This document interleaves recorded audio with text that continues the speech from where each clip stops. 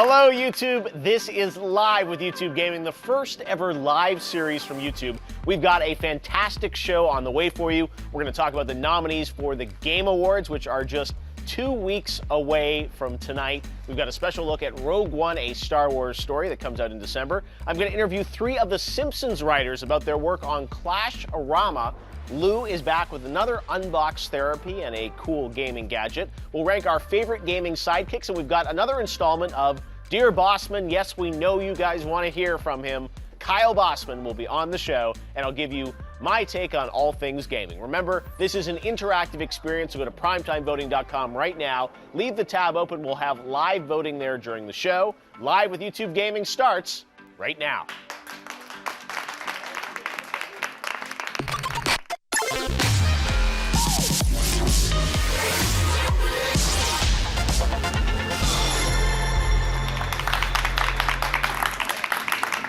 All right, let's do this. Hello, everybody. Welcome to Live with YouTube Gaming. I'm Jeff Keighley. It has been a busy week with the announcement of the nominees for the Game Awards. We're 2 weeks away from the show, and we are so glad to be back with you guys live. It's been fun to be here every Thursday night. And joining me to talk about all things news, we've got Brandon Jones from Easy Allies. Howdy. Great to have you back, Jones. Thanks for having me back. Yeah, fun show. And then from Funhaus, I'm returning the favor. Adam and Lawrence are here. I was on their YouTube podcast, which is on YouTube if people want to go and watch. We spent a whole hour talking about all things video games and some tough questions. You did all the hard work. You did all the heavy lifting. Lawrence had lots of tough questions about the Game Awards. That's right. I'm birthed in the fires of the internet. I bring that fire wherever I go, so watch out. I was scared, but I felt accomplished walking out of that room, that I won you guys over, hopefully. Yeah. Anyway, so let's talk about some of the things in the news this week, and we're going to be a little self-serving to start things off, talking about the Game Awards, because Wednesday morning we announced the nominees for the Game Awards 2016, as chosen by a panel of 28 outlets all around the world, people giving their opinions on their favorite games of the year. You've probably seen the nominees. You can go to thegameawards.com if you want to check out what's nominated. We also announced today that Hideo Kojima is going to receive our Industry Icon Award. You may remember last year he couldn't make it to the Game Awards under some circumspect reasons. He will be with us to receive our highest honor, and we're so honored that he'll be with us in 2 weeks. But let's talk about some of the games you guys saw, the nominees. Anything that stood out to you? Any snubs? Any surprises? Let's start with you, Jones. Dark Souls 3. Not for Game of the Year, yeah, surprised. Up for Best RPG, though? Correct.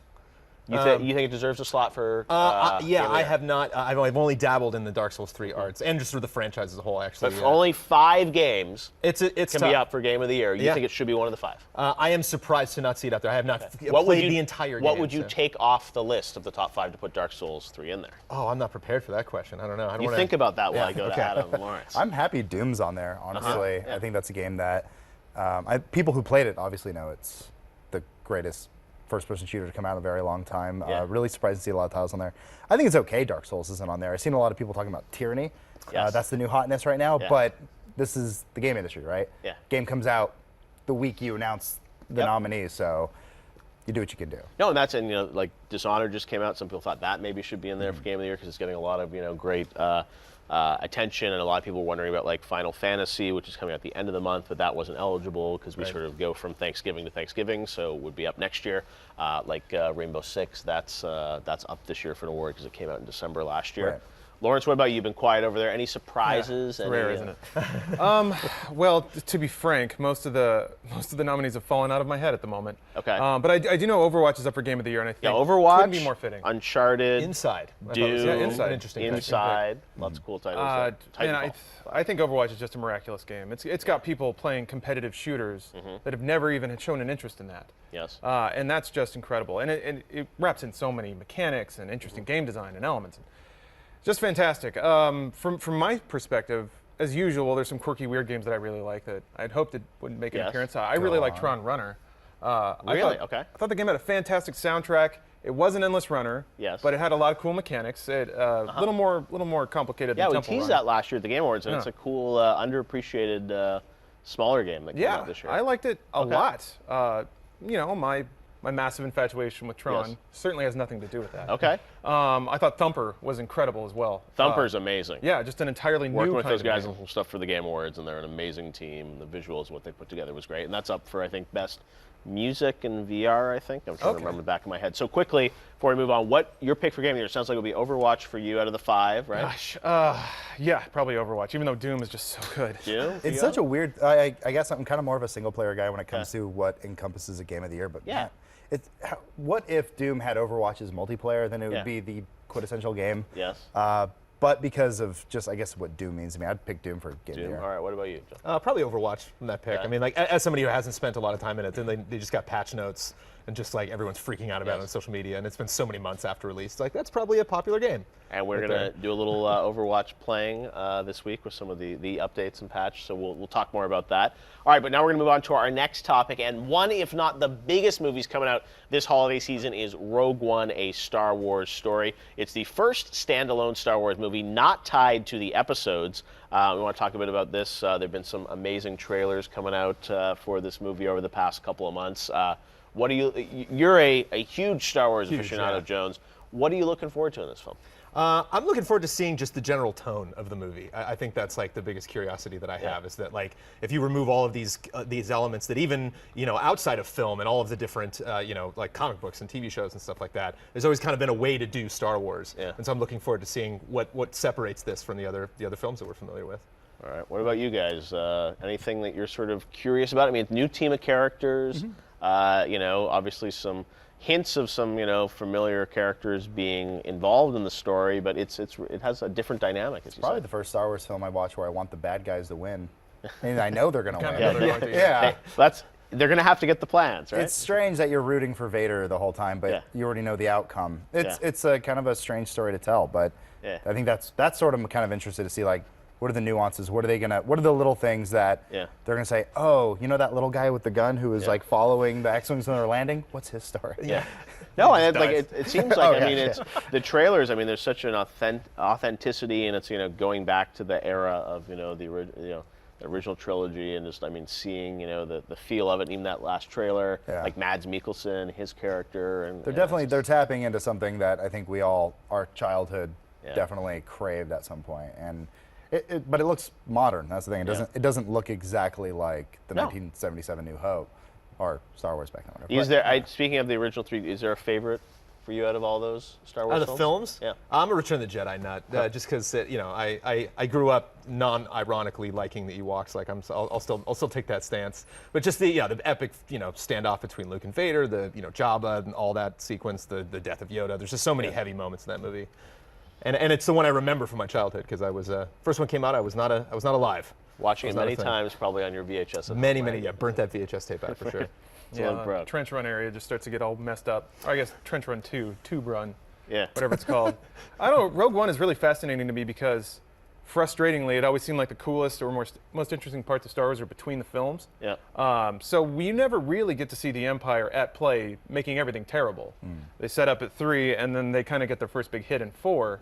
And you never see that middle area where life's really crappy for everybody in the solar system. So I'm hoping that the tone of the movie will reflect that. We'll see times being really bad, and also the rebellion being really scattered and not really a force to be reckoned with. Because I imagine it was just a group of, like, a lot of farmers, basically. But when the Death Star went down, suddenly, oh, these guys have a shot. And then, you know, you see them in Empire, and they're in a base, and they actually have organization and rank and all this stuff. So they become a military organization. But it'd be fun to see it rolled even back when they've got nothing. They've got no communication. They got no hope. And that's supposedly what the movie's supposed to be about, right? Could kick ass. Yeah. Well, yeah, there's a lot of mystery around this film, like all things Star Wars. We've seen some great stuff. It sounds like there'll be some more surprises when it finally comes out in December. And it actually right now is time to give you what you've been waiting for. You know, one of the most anticipated movies of the year is here, and we're so excited to share this extended special look with you at Rogue One, a Star Wars story. Check it out.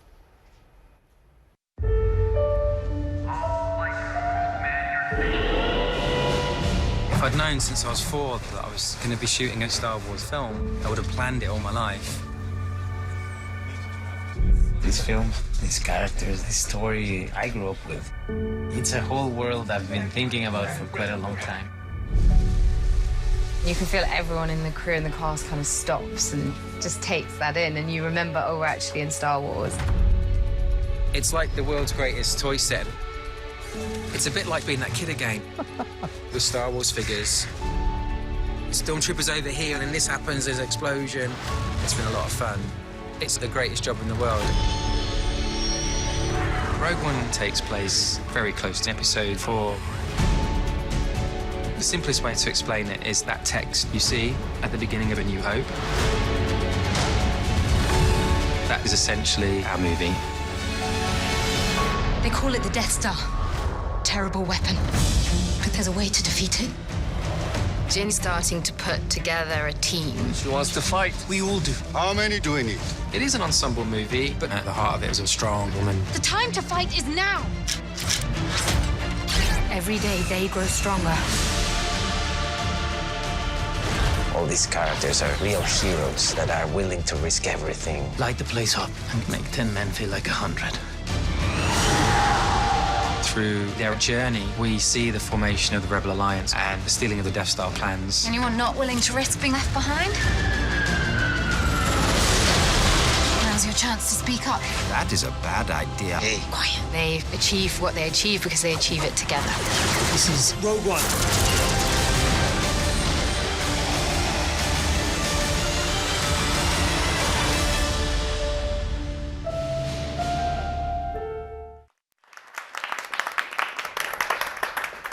Very, very cool. Don't miss Rogue One, a Star Wars story in theaters in 3D and IMAX 3D, December 16th.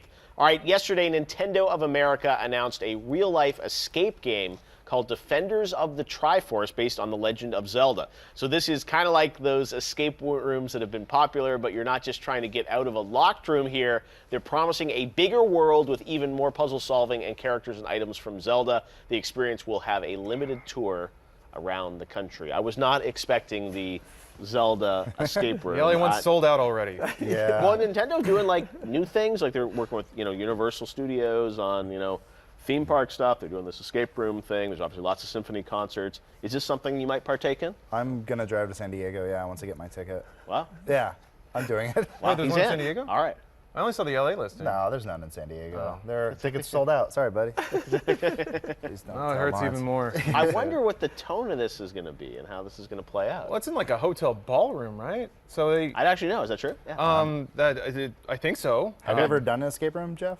I have not. I've heard about it. And I've wanted to do it. There's a few like varieties you can do. You've done it, right, Brandon? We just did a Resident Evil one, yeah. That's Okay. right. There was Resident Evil I got invited to that I couldn't Which go really cool. to. really fits the concept of an escape room. Is that's basically Yeah. those games where it's exactly, like yeah. not a lot of escaping. He kind of voluntarily goes into the dungeons mostly in the Zelda games. So, But it is a puzzle puzzle-based solving, franchise. yeah. teamwork, I guess, to some degree, right? And Nintendo's booths at Sometimes. E3s have just been insane. Yeah, you know, that's around gnarly. Zelda, even like Twilight Princess and the Skyward Sword had crazy displays. So Their booth at E3 was probably like trialing out the escape room experience. I wonder if it was the same production company that's I don't know. running both. Could be. It looks like, based on the poll, it seems like not many people are into the idea of doing this. Like 70, yeah, it was like something. Come on, you guys are 77%. salty. I mean, I would hate People it were too saying if I that they couldn't weren't gonna go. do it, so it's like- Don't knock it until you try it. I mean, at least do an escape room. Well, I've done a variety of them. I've done the zombie one. That was my first escape room experience. It was probably Freddie Wong. He Yeah, of course. called me one day and he's just like, "We're doing an escape room with a zombie. You want to come?" I don't know what this is. I've never heard of an escape room. This is years ago. Yeah. And it was just an actor in like a shed, tied up, and they locked the door and like, "Figure it out." And I'm like, okay. And every Scary. every 15 minutes the chain got looser. Yeah. And if the zombie touched you, you're out. You have to like sit against the wall. You can still shout things, but the idea is you're becoming infected, so you can't do anything. And we got really close, but there was something written on the ceiling that we had missed. I'd be interested with Zelda, like how, it's a pretty family-friendly kind of franchise, so I'll be interested to see like where they go with it. But anyways, the escape room coming in 2017. All right, our next topic, speaking of Nintendo, in September, you may remember Shigeru Miyamoto was on stage with Tim Cook at the Apple iPhone event to announce Super Mario Run, a mobile game for iOS. Long-awaited moment to have Nintendo making a Mario game for iOS. Well, this week the release date was revealed and the price tag. Super Mario Run will be available through the App Store starting December 15th. The full app is going to cost $9.99 here in the US, although small portions of the game will be free. There are going to be no microtransactions. Miyamoto's view is that we shouldn't have microtransactions, but we'll charge a little bit more up front. $10 for this kind of runner game. What's your take? Fair price, Adam, do you think? It all comes down to what the market decides, what they want. I think we've been told that $1 is what an app should cost because that is sort of Or free. what is, and whereas Nintendo has been making premium games for a year, so they say, dollar, go F yourself. We need to make money off of this, especially if they're not doing microtransactions. I think it makes sense, but I don't think people are going to be very positive with the price. But if I had an iPhone, I'd buy one. One of the things I wonder about is, and I haven't played this yet, so I may be wrong, but I'm wondering about the depth of it. Because I think one of the things I found with, Miitomo that they did, the first Nintendo app, and even Pokemon Go to some degree, it's like sort of there's a lot there initially, but then it very quickly dissipates. And I think, mobile games, you tend to think you can keep going back to them. So I'll be curious with this one, how. Like if there's an overworld or anything. Right, and like how many levels are there? How much is there sort of to really consume and play? Because if you're spending $10, hopefully there's a ton of content that you're going to be able to go I'll wait for the Easy Allies review. Okay, yeah. I don't know if we review them. Not so much with the mobile games, but that's an interesting point. But now this is going to open up something new for you, now right? we have, like Square Enix with the Tomb Raider franchise, and Deus Ex is, investing a lot more in mobile. So like maybe, a couple of years. You got to get with the times, Jones. Come on. Well, we'll see. Your Patreon subs want to. They do. This is true. I will give you $10 more a month if you review it. Oh, man. Sold. That's how it works right there. That's the barter system. And if you don't give it a good review, scores. I'll take that money away. That's how it works. But it's all about length. Yeah, it's all about like what am I? How long is this being played? I think like the analogy I made is like if World 2.1 is also grass, then it's over. But like if getting interesting elements and it's a good looking game. It looks great. No, I think like this is the one that I think fans have wanted. And look, it's going to be found out very quickly. Is it worth? If I finish it the day I buy it, that's not good. We'll find out December 15th. All right, well, moving on. This season, on the show, one of the things we wanted to do was not only feature top YouTube creators like Matt Pat, Nadeshot, iJustine, who's here today. We also wanted to build that community and include some creators on the rise. Well, one of those up-and-coming creators we featured was the Domino King, a 19-year-old domino phenom who also makes elaborate domino setups inspired by video games. Now, to help celebrate the final episode of the season of Live with YouTube Gaming, we're going to be Thanksgiving next week, then the Game Awards, so we're going to take a little time down, and the release of Pokemon Sun and Moon, Christopher, a.k.a. the Domino King, created a really cool setup just for us. This is exclusive for the first time with 15,000 dominoes. He built this thing. This is absolutely insane. The setup took 3 days to build and clean up, and he didn't have any failures. He got it on the first try. But look at the insanity of what he's built at his place in Florida, just for us. This is like the amazing amount of precision as we watch this thing play out. And his channel, you got to check it out. I am so blown away every time I see what he does. But you said it works out, but I'm still nervous. Yeah, no, I mean, I like the depth of sort of the art of this, right? It's like, sure, there must be some kind of tool. I don't know. I saw them out. Too many spoilers, though. Really, I mean. Yeah, you want the magic to stay intact. And then he goes all the way around. He's got this like little fan thing. No, spin around. No, you can't do it. Like, don't do it. Yeah, here we go. No, all the not way. the wall. We're getting big. Oh no! That's incredible. Ooh, right? Isn't that amazing? How? It's like the fact that he builds that. What have I done with my life? Halfway through, he doesn't trigger anything. It's just such an amazing setup across his whole place. And I got to thank the Domino King so much for giving us that. Yes. Pretty impressive. Yeah, Chris the Domino King. A bright future ahead for that kid. All right, well, thanks for being here, Adam, Lawrence, and Brandon. We'll see you guys in a little bit. And don't go anywhere, because coming up, we're going to compile the ultimate list of game sidekicks in Ranked. We want to hear your opinions about that. So start thinking, who's your favorite video game sidekick of all time? A little later, I'll interview the Simpsons writers behind Clash-a-rama, an amazing new animated series we're really excited about here. Unlicensed game therapist Kyle Bosman is back yet again with another edition of Dear Bossman, and I'm going to share my thoughts on all things gaming. All right, remember to open up a tab and go to primetimevoting.com. We've got votes and updates going on there all throughout the night. Now, right now, we've got an exclusive segment from Unbox Therapy, my friend Lou up in Toronto. We sent him a surprise FPS accessory for him to test out. Here's Lou's review. All right.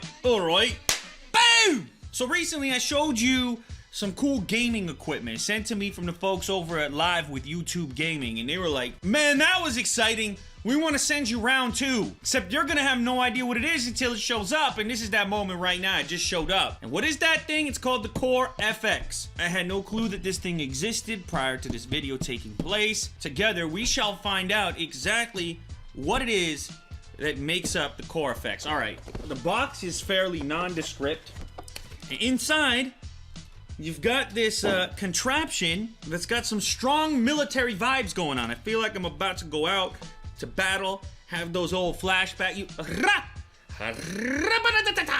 It's an immersive gaming vest. What is an immersive gaming vest? I don't know. Let's find out. Inside, we got the vest itself. Oh, I'm about to feel like a real pro when I put this baby on. What are these motors in here? I don't really know. It's probably gonna vibrate. Core effects tactical response. There are a bunch of cables. USB power cable, mini USB, mini jack audio, little digital to analog converter. You can input Toslink coaxial and then output to either an audio system or a pair of headphones. Guessing that the immersion here, probably when I get shot, that thing is gonna let me know.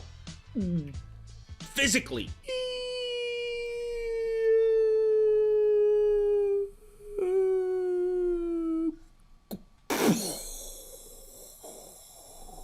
This little box in the box, it's got a line out. So maybe what we do is we probably just take this analog line in from the digital out and send that baby into here. That's my guess. Oh, nice. They've also included an optical audio cable. User manual, maybe. I don't know. Normally no, but with this little box, you can have it simultaneously sending audio to a headset and an audio system outboard. All right, let's, you know what? Battlefield 1. Here I come. So I'm mounted up now. I got the core effects on. So I got it all hooked up. The little digital analog box, it comes out of the PS4. It's very straightforward into this box, which then goes into the headset, which I should probably be wearing as well. I'm going straight MLG. Look at me now. I look like I'm ready for real warfare here. Put me in the game! Delta, Alpha, Beta, Stat! Power? Woo! Get that intensity up. Woo! Oh! Oh, it's vibrating me right now. Kind of sensual. Jack knows what I'm talking. Probably not, actually. Let's play some games! Oh. Oh. It's just reacting to the in-game music right now, and it's... Woo! It's little tiny vibrations in the chest there. Oh. With these, like, big... Boom, it's like... Oh, man! We're surrounded! We have Woo! to hold this line! Oh, baby. Oh, I got somebody. Oh! So, you know what I gotta say? It's like, you feel the vibration of gun power, but as well, what you feel is the music, like the bass in the music. Oh, that's the flamethrower. Okay, he got me. I can feel the sizzle right now. I'm on fire and I can feel the sizzle. All right, I'm running in there. I'm just going in. Come on! That didn't last long. Oh, oh, I got the Gatling gun. Oh, baby. Oh my, got hit by the Hindenburg up there or something. All right, I'm onto the shotgun now. Sit down, buddy. Oh, he got me again with the... It's always the flamethrower, man. I need to tell you guys exactly what's going on here. The sound input from the game, whatever game it is that you're playing, to give a kind of physical representation of that in the form of this vest. Gun games, firefights, kabooms, like that's the intention here. Maybe you got the VR headset on. Maybe that's the complete package. In the game, like you've never been before. You play some of those horror games, you strap them into this. Boom! Thank you so much, Lou. All right, last week we had a lot of fun ranking our favorite shooters of all time, and thanks to all of you for posting your top 3 lists in the comments. This week we're going to do it again. This time we're going to decide the top 3 sidekicks in game history. This is ranked, and here's how it works. Kyle, Adam, and Brandon each have prepared their own list of their top 3 sidekicks in advance, right? Garbage. All right, top 3 sidekicks of all time, which we are about to reveal to everyone. Then we're going to try to come to a consensus on the ultimate list, the definitive list of gaming sidekicks, and there have been a lot of great ones over the years. And Lawrence, you made a list as well? I did. Okay. It was not accepted. Wasn't accepted, so you're just kind of... I'm here to ruin their dreams You're a now special because I don't get assist. mine. We'll take your opinion into not a account. joke. Everyone gets their opinion. Now, we also want to know what you guys think, so go to primetimevoting.com right now and let us know who came up with the best list. All right, we got to hear the lists first. Brandon, let's start with your list here. The best 3 gaming sidekicks of all time. Come on. Give him a chance. Just Brandon. give me one. All right, let's so just- let's talk about your third best. Okay, I'm ready. Ready to reveal it? I'm ready. Do you know who it is? I don't. I remember what the 3 were. I don't remember the order actually off the top of my head. Are you serious? honest. I'll be 100% So I can honest. switch them right now. and you let me know. Well, I can see the note on the back. I think that is number 3. Okay, I number believe they've 3. been stacked. Yes. Yes, that is Otacon. my third. That's right. Why? I like that he lasts throughout the franchise. I like that his role evolves. He definitely does get involved in the story, so it's not just that he's just hanging out in the background. It's all about the main character. Like he definitely steps forward in front of Snake at certain moments and takes the spotlight. Okay, good choice. Second, Oh yeah. Cortana. Is she really a sidekick? Oh, for sure. They're a pair. They're a duo. No, she's like an advisor. Yeah. Yeah. That is not what a sidekick does. No. No. Not at all. What does a not sidekick do, advise. Kyle? How would you advise? Sidekick backs you up. Yeah. But You don't advise talk. the sidekick. Don't let me know anything if you're a If sidekick. anything, Master Chief is a sidekick of Cortana. If somebody's sneaking up behind me, I don't want to know. I want to is- do this all on my own. She is absent. And they can of cross most you of at sometimes 3. too. Wait, when does Right. she say, Chief, there's somebody behind you? Does that ever happen? No. Maybe. I don't remember that specific moment. She's basically Just giving an intuition. example. All right, number 1, She's got a nice rack though. Yoshi. Yeah, baby. Oh yeah, look at that. They're side by side. So is Yoshi a sidekick? No. Wow. Yoshi is a ride. Right, exactly. Wow. Yeah, Yes. exactly. Yeah. Yoshi's not a sidekick. He's a no. traveling Shooting device, everybody right? down. Yeah. You can't just say it's a And bad he's the pick. best, You have to attack best Yoshi sidekick himself. of all time. So why is he the best sidekick of all time, Jones? I just think a lot of these other sidekicks to me are just there, but like the joy that you get when you actually discover Yoshi and the fact that you're actually like responsible for continuing with Yoshi's not just like Tails, where it's like, oh, Tails is there, don't worry about Tails. Like you got to bring Yoshi through that adventure. If you get hit and Yoshi freaks out and runs off that cliff, that's on you. So the joy That's a of- bad follows you. sidekick. Yeah. That's a bad Tails can sidekick. keep up. Think about that. It just, the satisfaction I feel when I finish a level is just more than any other sidekick that I've played a video game the pure with. joy. You just Yeah. don't have as much pure joy when you discover Cortana for the first time. Yeah, When you Tails discover doesn't eat Yoshi. things and then spit them back out as fire. Tails? We It's don't have just a Tails cute on the vibe. list. All right, we're moving on now to Adam. Hi. And Lawrence, you guys collaborate on this or no? No. Absolutely He not. doesn't support me in my list. His list is garbage, and mine was good. Do you know his list? No, he didn't share it with me. We're about to find out. It's probably bad. All right, Adam, number Yeah. 3, Yeah. GLaDOS. In potato form. Very Yeah, important. I mean, this kind of is in the vein of Cortana in the sense that she's just a voice in your head, but at least she adds some nice comedic exposition, relief? Yeah. some comedic relief. Good. And this is someone who was once a villain and now is in a little potato. It's wonderful. That's why it's the bottom She of my doesn't list. actually really It's also a help you, hardcore right? spoiler there, Kovic. You're ignoring the beginning and end of that game.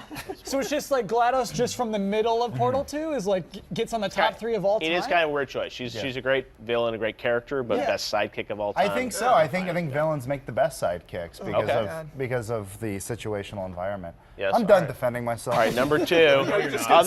This is a pretty recent one. Yeah. BT7274. I honestly just finished Titanfall 2 not too long ago. What'd you think? Fantastic. That's one of the best single-player games for a first-person shooter. Not as good as Doom in your view, though, right? No, Doom is so pure. It's like Okay. it's the pure drug, whereas No. Titanfall is kind of like something you get at the pharmacy, but still good. You still have to show your ID.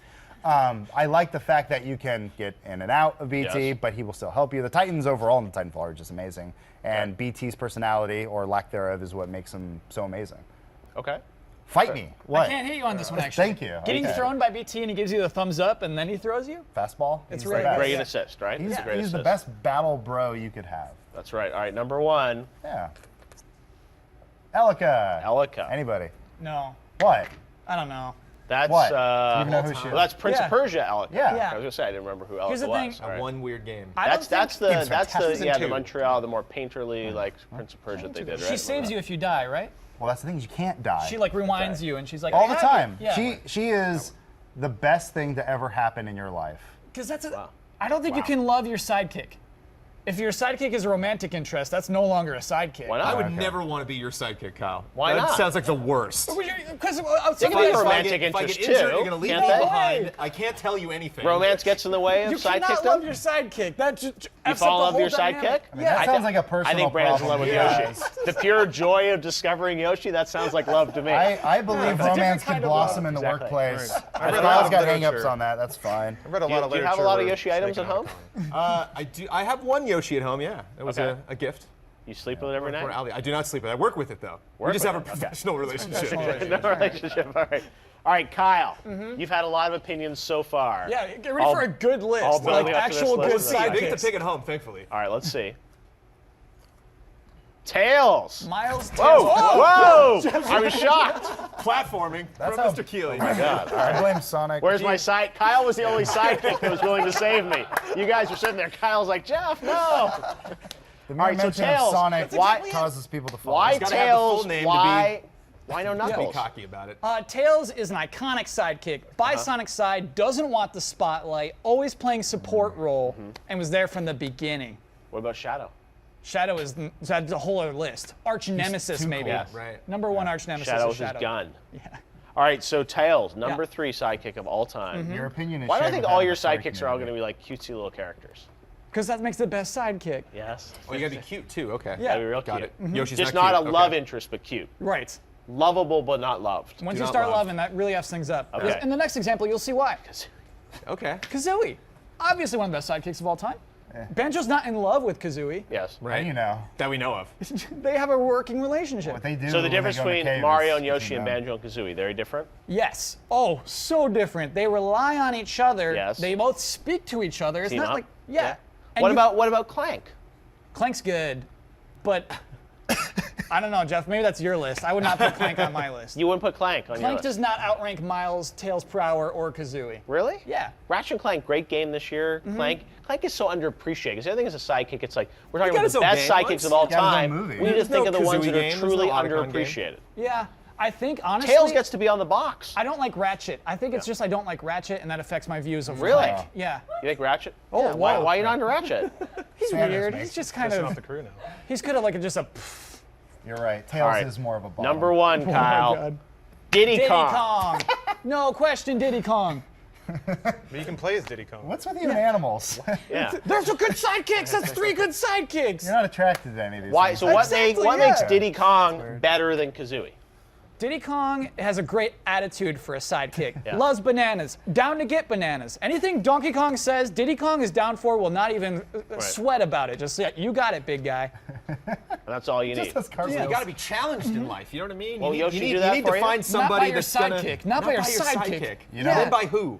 Who You will gotta figure out challenge you who's in got life? the best of the best. Now let's look. Yeah. People are voting right now live Yeah. at primetimevoting.com. Oh, dear, oh, dear. It looks like people are right now favoring Kyle. There's a diversity. here. Wait, Brandon, last? they're Who's all- in the middle? So Oh, it's it's all Jones? platforming. Yeah, It's Kyle all first place cartoony. right now. Go to primetimevoting.com right now. You guys pick your favorite out of all 3 of these lists. It looks like right now, Kyle, about half the votes. So it's Yeah, not yeah. overwhelming majority, Kyle. It's clear that Jones is a loser, though.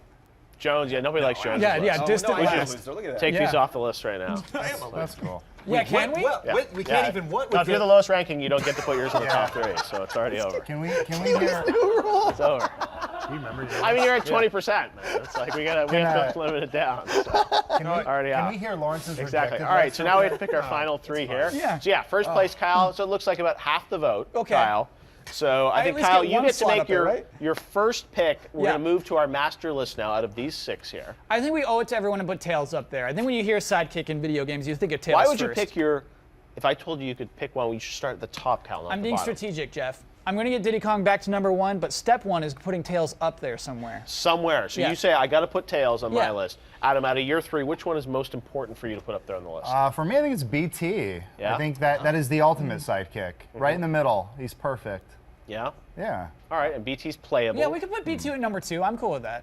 BT at number 2. Well, I don't yeah, need your well, approval, we'll but I'll see. take it. Okay. Yeah. So we're gonna know BT's gonna be up here somewhere. Boo. We know Tails is gonna be up here somewhere. Yeah. There with you. Okay. And we gotta pick one more out of these 4. It's Diddy Kong. Really? I'm not comfortable with my young monkey hanging out with an older monkey out in the jungle. I don't know what they're doing. You don't have to make that weird? No, that's the thing about sidekicks is it's never weird. I'm not really sure about Diddy It also Kong. shows favoritism because you got Kazooie and they're clearly a pair where it's like Kong's got lots of friends. He's got lots of people that can join him. Why does Diddy get all the praise? He's got an old man, and yet he chooses a young child. Lawrence, what do you and a think? hat. You've been standing there very silently. I want you to be a tiebreaker here. Who do you think is?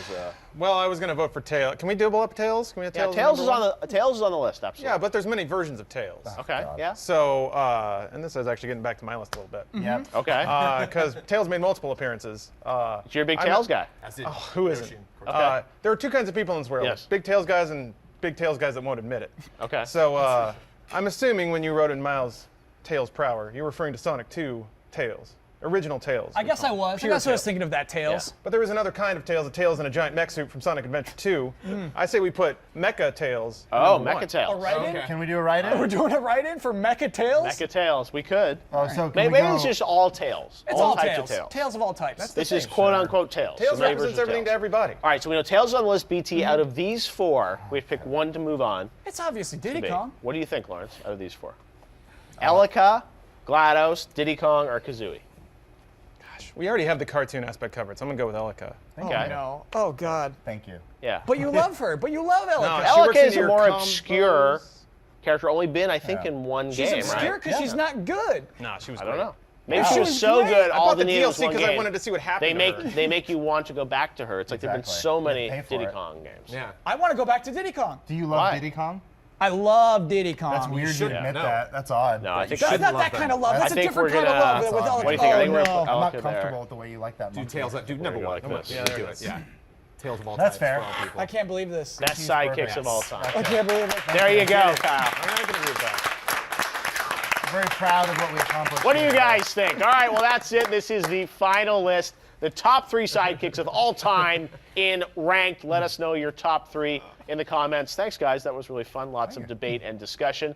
Still to come tonight, we're going to play some Overwatch, which is nominated in 6 categories at the Game Awards coming up on December 1st. Kyle Bosman is back, as if you didn't see him for 5 minutes already, with another edition of Dear Bossman, your favorite series where games write letters to our unlicensed game therapist. And we'll wrap up this season of Live with YouTube Gaming. All right, when Supercell unleashed Clash of Clans, they didn't just create a fun, fast-paced strategy game, they brought to life a cast of lovable, destructive characters who now have their own comics and shorts. We've got a first look at a brand new cartoon from Clash-a-rama.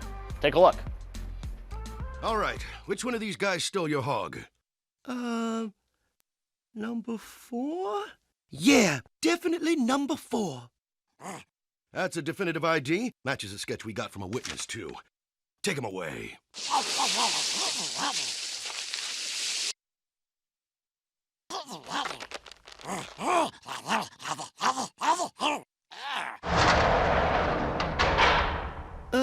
Yeah, so, turns out my hog wasn't stolen. I just forgot where I parked it.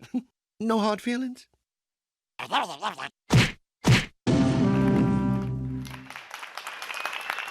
All right, welcome to Clash-a-rama. Joining me, 3 writer-producers from The Simpsons who also make the hilarious Clash-a-rama. We've got Rob Lazabnik. All right. Thank you very much. Good to see you, Rob. And also Joel Cohen and John Frick. Yeah. All right. Have you. Thanks so much for coming by. Yeah, One of the things that I love is when we have people from, different entertainment mediums coming in, appreciating a game, loving a game, creating something fun built on it. So first thing I want to ask you guys is obviously day job, working on our night job too. I'm sure it's a long effort to put together a Simpsons episode. But for you guys, where did the initial interest in Clash come from? Was one of you guys play it in the office and convince the others how cool this was? Well, what was the viral nature of this? I think I can jump in. It came from my 12-year-old son at the time, Will, who was playing it at school, and he was saying that at school he would meet kids and say, "Do you Clash?" That's what they would say to each other. Yeah. Because it just whipped like spread through school like crazy. So I said to the guys, "Hey, we should check this game out." And before you knew it, we were all playing. Right. It wiped out the Simpsons roast. Yes. It was, it's like tuberculosis in a way. If you watch season 25, there are a couple episodes you're like, these guys are phoning it. Literally on their phone. So you guys were fans of it, the original Clash of Clans, right? Yeah, that's right. Okay, and then how did this come about, the idea of, Supercell had an amazing sort of, rise in the mobile space, a really cool IP, and all these commercials we've all seen, tons of fun with these characters and whatnot. CG animated pieces. Yes. But the idea of doing kind of a cool 2D version of this. How did this even come about? Did you talk to Supercell? Did they find you guys? Go ahead. We loved it. I mean, we were sucked in, as Rob said, and we're in the show, we're in The Simpsons, and we just reached out to them and said, hey, we're huge fans of this game. If you guys are ever around, we'd love to chat. It happened that the CEO and one of the other executives were in town. Yeah. It's very hard for me to talk about. Bring the lights down. Emotional. Yeah, this is cue the music. And anyhow, so just started talking to them, and we said, hey, we'd love to just do stuff with you guys. We love the game, we love the characters, and they were into it, so we started creating these shorts that are up on YouTube now, and the shorts were well enough received that we decided to do longer form ones, which is kind of maybe what we're talking about today. They're very into supporting the community, and so really they embraced this kind of us coming in and doing these little shorts just for the fans. That's all they wanted it for. And non-fans are welcome to watch them. Well, as well. It's open to everybody. We'll find out who they are.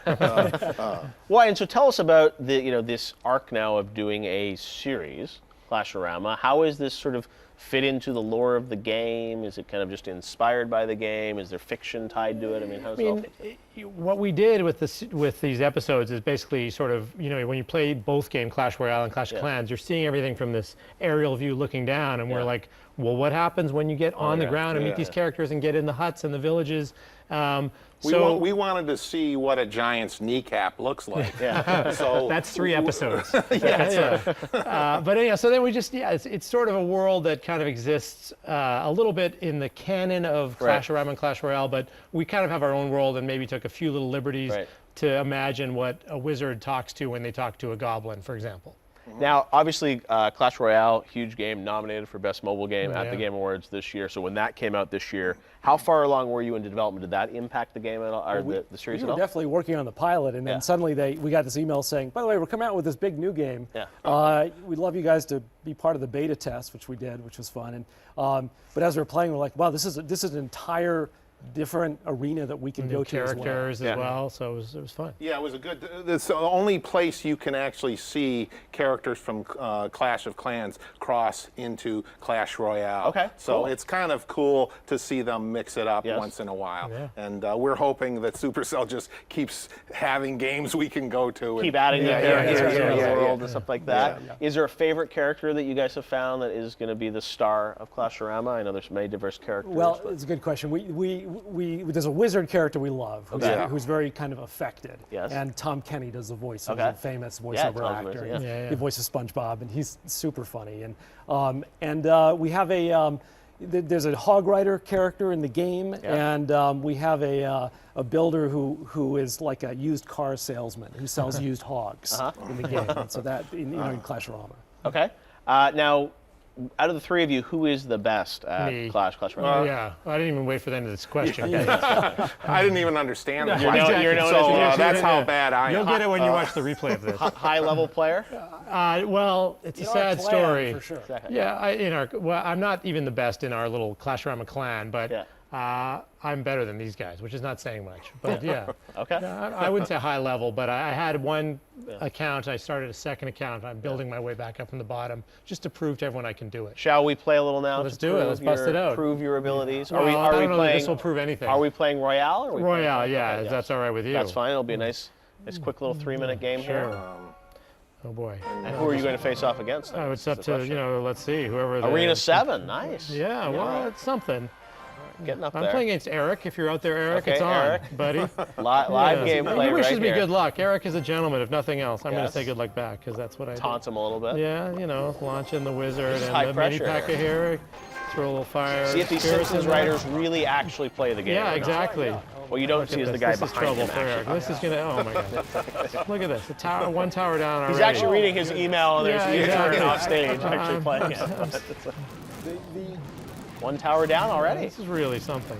All right, very impressive. So you guys obviously have a lot of time to play the game, have time to do this series. How do you have time to do this all while also writing for The Simpsons? Well, The Simpsons is far and away our big first, baby. Yes. Yes. And so this is fun side project. This has been in the early mornings and weekends. Right. And we've been able to bring in, sorry, Frank, we've been able to bring in like people that we know in the writing community and producing community and all that stuff as well to help. We kind of set up the show and Right. got a lot of help. But we got together like basically because we're all early morning people, so we drop kids off at school, and then Not our kids. we would pick some up too. And they're here now. Billy, Jeannie, why don't you come? No. But we would actually do a lot of work before our Simpsons Day starts. Right.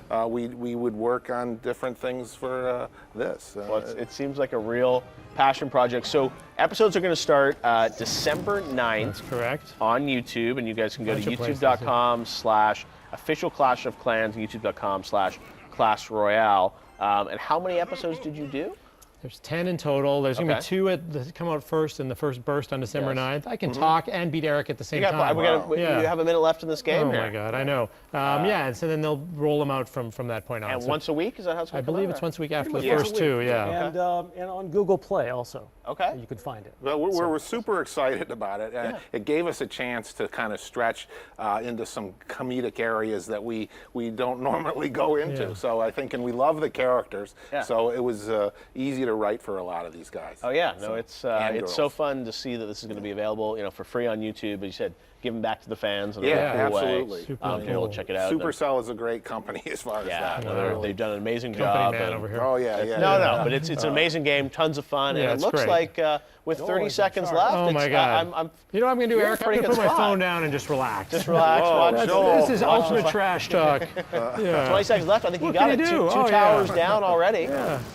Basically didn't leave the match. Very impressive, guys. All right. Well, not only funny guys, great writers, but also expert Clash players. Exactly. We might see you in the next tournament. Inspiration to us all. Yes. Yeah. All right. Well, thanks, guys. For stopping thanks by. for having us. Of course, we'll check out Clash-a-rama live right here on YouTube. Coming up on the way, we're going to play some Overwatch, which is nominated for a bunch of awards at the Game Awards, including Game of the Year. And we'll wrap all things up on this final episode of the season of Live with YouTube Gaming. But right now, you've come to love his unbridled passion for games, his charm and his wisdom, and his dance moves. Here is Kyle Bosman. Yeah, I mean, he's a very talented guy, lending his advice to insecure and vulnerable games. This is Dear Bossman. Every day, we here at Live with YouTube Gaming receive a few letters from video games all over the world who are looking for a little advice from us. I'm Kyle Bosman. This is Dear Bossman. Let's see who we can help tonight. Dear Bossman, how can I up my Metascore? Yours truly, the Tomorrow Children. Gross. I don't know. Dear Bossman, think there will be a Mafia 4? Mafia 3? No. Dear Bossman, I'm edgy and funny, but games media types turn up their nose at me. Fart. How can I reach my real audience? Guts and snot drawn to death. What is this? These letters suck. Seriously, I almost missed Battleborn. Dear Bossman, how are you doing? As the biggest franchise in the horror genre, I've got a lot to live up to, so I just want to be good. A lot of people don't think I can do it. How can I be good? Itchy Tasty, Resident Evil 7, Biohazard. Well, Resident Evil 7, obviously it's hard to give you any absolute advice here on how to be good, but I do have one recommendation to you, and that is to have a good ending. If you end well, people will forgive all the sloppy stuff that led up to it. And I realize that can't be too simple in itself. Oh, just have a good ending? Got it, Bossman. No, here's a tip for you. Just model yourself off of a successful example. And we all know nobody has a better ending than HBO shows. So my advice to you, simply watch a bunch of an HBO show, doesn't matter which one, and then just copy the types of endings you see there. Fans will love it. Critics will love it, and best of all, the entire planet will be hotly anticipating the new release of Resident Evil 8. It will happen. You're welcome. Now, I wish I could answer more letters. I can't, because I'm a little late for a very important appointment at the boat store. I'm buying a medium boat, baby. Burp, burp. I'm Kyle Bossman. This has been Dear Bossman. Hope to see you next time. All right.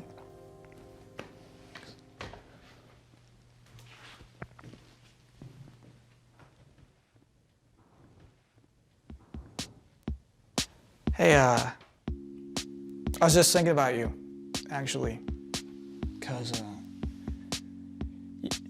you came to me asking for advice, and I pushed you away, and that's wrong. It's just, making fun of stupid games is just super fun, especially if it's a game that almost nobody likes, like you. But I don't know what kind of value there is in that kind of commentary, because here you are, you're there, and I'm here, so what's the point? I guess I just wanted to say I'm sorry. Oh, excuse me. Sorry, I thought you were someone else. Pardon me, as you were. This is awkward. I have a phone call, so just do your thing. Talk to me, Hawkins. What do you mean I have no money left? No, it's okay. It's all in the milkshake market. The milkshake market, Hawkins, listen for once. Yeah. Have you ever heard of Wall Street? Yeah, well, it's right next to that one. Milkshake Street. Won't say pretty, please. Or speaking little white lies. I've got a rebel soul. I've got a... Executive producer, Dear Bossman. Yeah, it's you. Wow, that was a long card for me. Thank you very much. Well, it's been fun, Kyle. We'll get some more Dear Bossmans going on the channel, I think, right? Sure, why not? GameSlice channel's gonna have to have more Dear Bossmans. Let's not stop. Let's Where do keep you it mail going. letters to? Do you like have an address? Or like, how do they get The there? games know the address. Okay. It's a physical address, right? It's like a post office box you go to down Yes. the marina or something Yeah, and pick yeah. them up? It's a long drive, but it's worth it. It's worth it. There's always is there ever a day where you go and there's just no letters? There's a couple of those days. Yeah, exactly. Just like, oh, today. Yeah, so I'll go get like a donut and some coffees just to Yeah, make just the trip worth it. Damn it, there's not just looking in there. No, what Battleborn didn't write today. What's this thing? This is Overwatch. Yeah. We have to move beyond Dear Bossman. We're out of the Dear Bossman world now. Yeah, We're we can on talk to about what's mailbox. next here. With 6 nominations at the Game Awards, Overwatch is an incredible multiplayer FPS masterpiece by the folks at Blizzard, and Tuesday they released a new map called Echo Point Antarctica and the highly anticipated character Sombra. They also dropped the arcade, which introduced new game modes like 1v1 and 3v3, and here to help us check them out are Justine. Justine, great to have you back. Thanks. Yeah, We didn't this know is that Justine exciting. was going to be here on the finale. Surprise appearance. Surprise appearance. Yes. Great to have you with us. And Lawrence, not a surprise since you were on the show earlier. And Kyle Bosman, not a surprise because you've already been on the show 3 times today. But people can't get enough. All right, well, over on our stage getting ready to play Overwatch is Adam and Megan, one of our producers, making her debut appearance on Live with YouTube Gaming here. Great to have you guys here. So let's jump into a little Overwatch here. Yeah, we're searching for 3v3 right now, which is Okay. one of the new modes that came out, Yes. which is going to feature the new map, Okay. Antarctica. But while we're waiting, figured we'd look into Sombra and see what we're getting into. Yes. She comes with the machine pistol. They got the EMP, and Show it. here's the cool thing. You can see. Oh, wow. And she was just announced at BlizzCon, leaked a little before, but already in the game. So that was a quick turn. People are that losing had, their minds. Cosplay already. I know. They're quick. Yeah, it was great. Yeah, I think leaked some like art 2 or days something before. leaked, right? Yeah. Yeah, It so was like an people art sort page of knew what it is. people were ready to Cosplayers go. right on top of it. They were. I was like, how'd you guys have time to do all this? I know. Have you ever done any Blizzard cosplay? I have not. Okay. But I actually did just start playing Overwatch like 2 weeks ago. Okay. And everyone was making fun of me because I was playing it on my PC and using a controller. Uh-huh. So, yeah. Were you doing a bad job? I was doing an okay job. If you're doing an okay job, then whatever. Who Why are cares they what making you're fun of using? you? Because they're like, oh, how dare you play this game with actually, Nate Shot was making fun of me, so go figure. Right. So I shouldn't really listen to anything that Why he is says. it because you were playing with a controller on your PC? Well, yeah. Like an 'Cause I wanted Xbox to play controller, like, right? Yeah, like a console experience. Yeah, he's like, well, all of the PC players are going to be so good, and if they know that you're playing with a Alright. controller, You're not a- they're going to be able to tell, and they're going to make fun of you. I'm like, all right. Not it a happen? Did not a mouse anyone and keyboard tell? person. I mean, I don't think so. I mean, I guess you just can't turn around it fast. Well, that's the I thing. guess There are that'd be the certain thing, right? characters that are very controller approachable because they have wide cones of fire. They're very slow moving. They're designed that way. Yeah. You're probably not going to be dipping into Genji territory on a controller anytime soon, but you can handle Symmetra, Diva. Look at Lawrence go right now. That's expert stuff right there. Wait, so who's good with the controller? A lot of I mean, like Winston's pretty good because he's got a cone of fire. There's a lot of AOE type characters that you don't need the precision aim or really fast aiming. Diva's another one. She's got a lot of health too, so you don't really need in and out. There we go. Just tank characters mostly. Reinhardt, you just got to be looking in the right direction most of the time. I don't know all the names yet. Megan got a kill. Did we catch that? Yeah, Meg.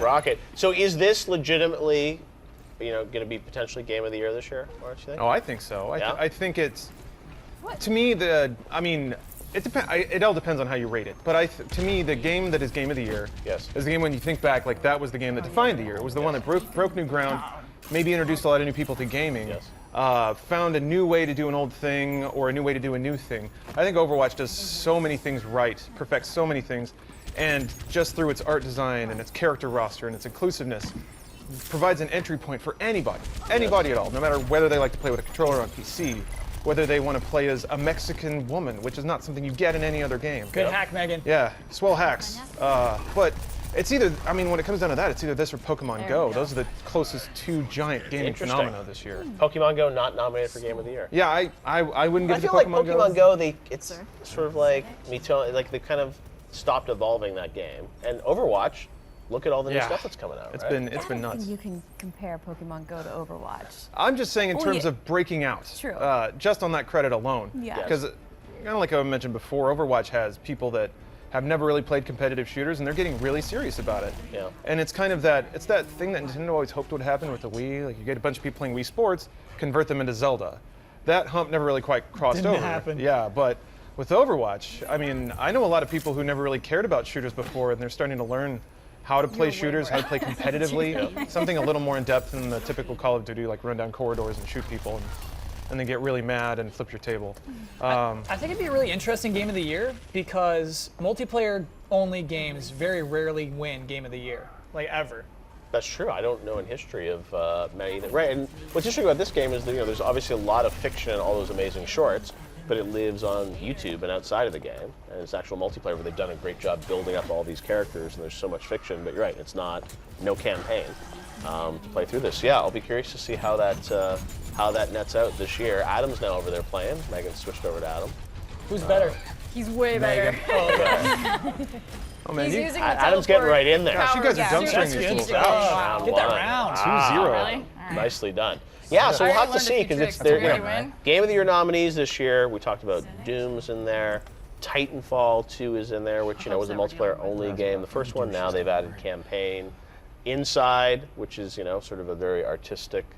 It's the dark horse. I don't know. Yeah. I have a bit of an issue with Inside. Maybe you guys can give me a perspective on this. Okay. One of the coolest things about Limbo Yes. was that you finished it, and depending on what you read into it, gave you a whole new perspective about the game. Basically, there was some unity to the content of it.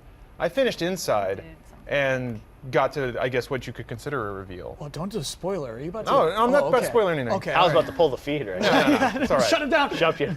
I guess maybe it's too art for me, but I finished it and it just seemed like a relatively disconnected sequence of pretty oppressive imagery. Like there was no real thing unifying it. I didn't feel like I understood the world like I understood Limbo. It's even more abstract, I think. Yeah, I think so. Deeper, they would say potentially even like deeper layers of meaning to it. But yeah, I agree. It's the art house hit this year, whereas Overwatch, mass appeal, no Pokemon Go. Pokemon Go, Overwatch, Inside, Doom, Titanfall, lots of interesting options this year. We'll have to see what's going to win on December 1st. But Overwatch certainly up for 6 awards, so we'll have to see. And you're having fun with it, IJ, so far? It's a lot of fun. I mean, everyone was like, you really should play it, and finally I downloaded it. And it's been great because I've been traveling too, so I was even on the plane playing it with my controller, playing all through the training just to learn all of the different characters. Oh, if you're on a plane, of course you're going to use a controller. Well, yeah, what else am I supposed to? I can't Yeah, be like, I don't what have did you do? room. Use a trackpad? What do you want from you? You know, he did. Trackball. Play with trackball. All right, guys. Well, that is Overwatch. Oh my come God, on, Megan. big moment. Megan's back at the controls here. Oh, what a pin. A fine match. No. Eliminated. All right, well, thanks to Megan and Adam, Justine, Lawrence, Heard the Kyle. real cowardly pick. Lots of fun. We got to Real move on to something else very cool because YouTube Red has a new series from gaming creators C-Nanners, Mr. Sark, and Funhaus. It's called Paranormal Action Squad. It's an animated comedy series that follows two ghost enthusiasts along with their squad mates and a wacky neighbor on their mission to uncover the mysteries of the ghostly universe. The show premiered yesterday on YouTube Red, and you can find new episodes every Wednesday on youtube.com/CNanners. Here is an exclusive first look. Won't find this anywhere else but live with YouTube Gaming. Check it out. Paranormal Action Squad.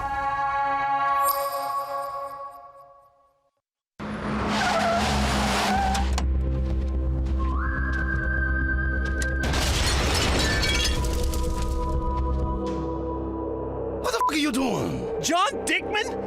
Wow! You're the last great action movie hero. When you died, I wore a ponytail for a year in your honor. Hey, drop the fanboy shit. The spiritual crap is over. We have it under control, so please back off. Whoa! The fists are mighty. I will make them your weapons.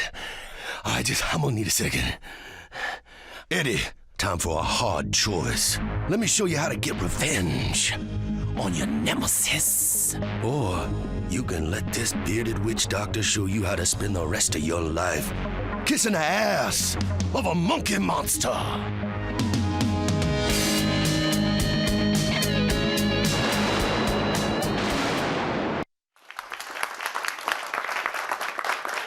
All right, Paranormal Action Squad now on YouTube Red, and that's going to do it for it live with YouTube Gaming. I want to thank you guys so much for tuning in this season. We've done 8 weeks of this brand new experiment of trying this live experience with you guys interacting with us, and it's been tons of fun to have so many games and developers and YouTubers with us to talk about all things gaming. Next week, of course, is Thanksgiving in America, and then we've got the Game Awards coming up on December 1st that we've been working on behind the scenes, and we're so excited about that. And you'll be able to watch it live on YouTube, so we hope you tune in. 2 weeks from now, actually like right this minute, we'll be starting the show at the Microsoft Theater in Los Angeles, so I hope you guys get to tune in for that. I want to thank you all for watching live with YouTube Gaming. We're going to have a ton of fun at the Game Awards to celebrate games and what has been an awesome year. Thanks so much for watching the show. Good night, and we'll see you on YouTube soon.